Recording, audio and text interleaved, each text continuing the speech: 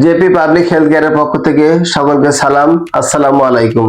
ক্যালসিয়ামের অভাবজনিত কারণে যদি হয় কারো হাড় ও দাঁতের ক্ষয়, এতে নেই কোনো ভয়, প্রাকৃতিক খাদ্য উপাদানে হবে এর জয়।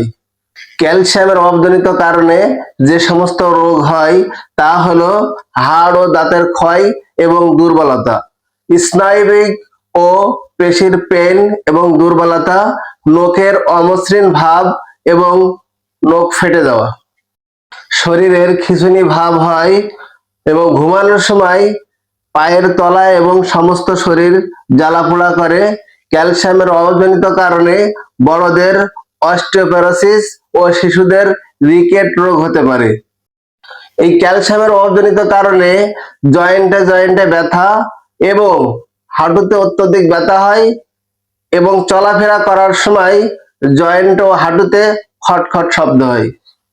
আর ক্যালসিয়ামের অভাবজনিত যে সমস্ত রোগ আছে সে সম্পর্কে আমরা জানলাম।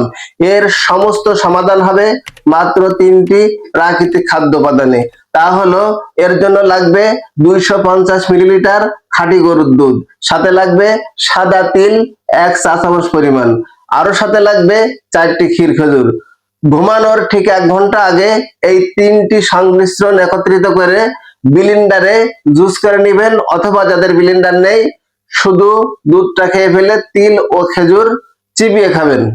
একই নিয়মে যদি আপনি রেগুলার খেতে পারেন, ইনশাল্লাহ আপনার ক্যালসিয়ামের অভাবজনিত সমস্ত রোগ নিরাময় হয়ে যাবে।